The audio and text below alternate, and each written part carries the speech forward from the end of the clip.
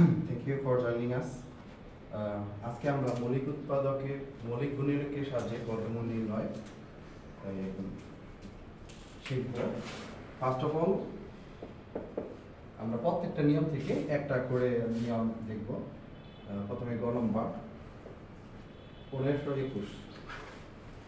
তো এই সব থেকে আমরা মৌলিক গুণনীয়কের সাহায্যে বর্গমূল নির্ণয় করব। তো যেহেতু এটা একটা বিজোড় সংখ্যা, তাই না? বিজোড় সংখ্যা কি জোড় দেওয়া যাবে না? তাহলে আমরা দেখি সেটা, যেহেতু জোড় সংখ্যা দেওয়া যাবে না, বিজোড় সংখ্যা, তো প্রথমে আমরা সেটা 3 দিয়ে ট্রাই করি যে 3 দিয়ে কত হয়। ঠিক আছে, তো 1521 ভাগ 3 507। তারপরেও আমরা এটা ভাগ করেও দেখা দেব। হ্যাঁ, 3 5 15, 2 নামালাম, যাবে যাবে না, তো একটা শূন্য দিয়ে 1 নামালাম, 3 7 21, কত হলো 507। এবার দেখবো আবার 3 দিয়ে যায় কি।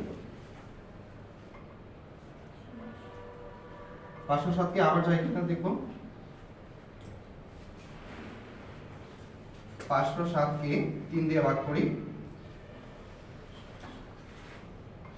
3 একে 3, 5 থেকে 3 গেলে 2 থেকে 0 নামালাম, 318, 20 থেকে 18 গেলে কত থেকে 2, আবার 7 নামালাম, 3 9 27।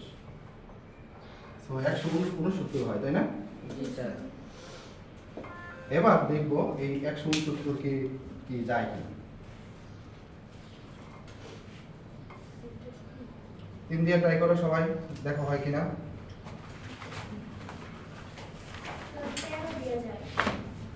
আমরা ট্রাই করি, 3 দিয়ে হচ্ছে না। তারপরে 5 দিয়ে হয় কিনা দেখো।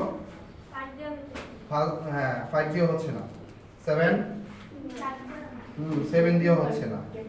তাহলে আমরা 13 দিয়ে দিতে পারি, তাই না? তো 13 দিয়ে 169 কে যদি আমরা 13 দিয়ে ভাগ করি, ভাগটা আমরা দেখি, 13 কে 13 কত থাকবে, 6 থেকে 3 গেলে 3 থাকবে, তো 9 নামালাম, 3 13 কত 39, তো 13 হয়। এরপর তোমরা এই সংখ্যাটা লিখবে। তো আমরা বলেছিলাম সিঁড়ি বেয়ে নিচের দিকে আসবে, 3 3 13, অর্থাৎ 3 গুণ 3 গুণ 13 গুণ 13। এরপর যেটা করতে হবে, জোড় গঠন করতে হবে। তো আমরা জোড় গঠন করলাম, 3 এর একটা জোড় হয়েছে, তাই না? 13 এর একটা জোড় হয়েছে। তো প্রত্যেকটা জোড় থেকে, যেহেতু আমাদেরকে মৌলিক গুণনীয়কের সাহায্যে বর্গমূল নির্ণয় করতে হবে, তো নির্ণয় বর্গমূল লিখতে পারি বা আমরা বর্গমূল চিহ্ন দিয়ে করতে পারি। 1521। তো তোমরা যেটা করবা, প্রত্যেকটা জোড় থেকে একটা করে, যেহেতু 3 এর একটা জোড় আছে 13 বা 13 এর একটা জোড় আছে, তো আমরা 3 এর জোড় থেকে একটা 3 নিলাম, ওকে, আর 13 এর জোড় থেকে একটা 13 নিলাম।